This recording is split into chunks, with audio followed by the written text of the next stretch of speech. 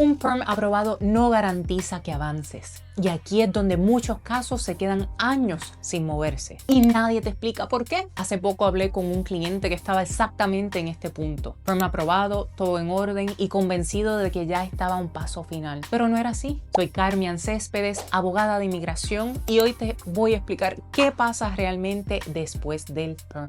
Un PERM aprobado es un paso importante, pero no es el final del proceso. De hecho, es donde empieza la parte que más define si el caso se sostiene o no. Después del PERM viene la I-140 y aquí cambia completamente la lógica del caso. Ya no se trata de reclutamiento, ahora el gobierno está evaluando si el puesto realmente existe, si tú cumples exactamente con lo que se pidió y si el empleador puede pagarte. Y ahí fue donde ese cliente entendió que el problema no era el PERM. En papel todo se veía bien, pero cuando revisamos los requisitos del puesto había un detalle clave. El gobierno no evalúa qué sabes hoy, evalúa lo que ya tenías antes de la fecha de meterse el PERM. Tuvimos que revisar si para esa fecha él ya cumplía con la educación y la experiencia que el puesto exigía. Y aquí es donde muchos casos se caen, porque no basta con decir sí, tengo experiencia.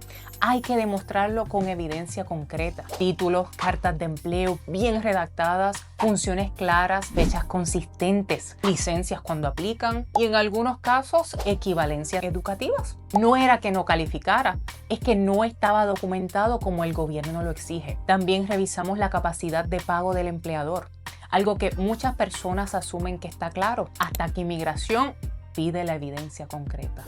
Y otro punto importante es el puesto. El PERM está atado a una posición específica. Si cambian funciones, ubicación o salario, ya no es el mismo caso.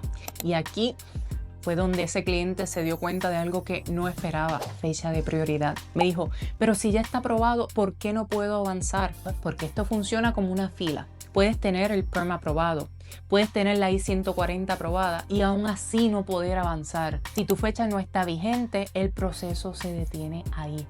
Y ahí entra el boletín de visas.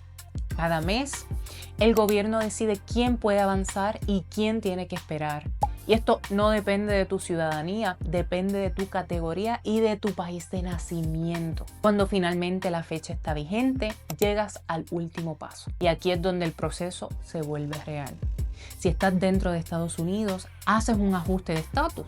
Te toman las huellas, revisan tus antecedentes y en algunos casos hay una entrevista. Si estás fuera, pasas por un proceso consular, preparas documentos, vas a la entrevista y si todo está en orden, entras a Estados Unidos ya como residente. Pero incluso en esta etapa hay decisiones que pueden cambiar todo. Ese mismo cliente consideró cambiar de trabajo en ese momento. Y ahí tuvimos que frenar, porque moverte en el momento equivocado puede afectar años de proceso.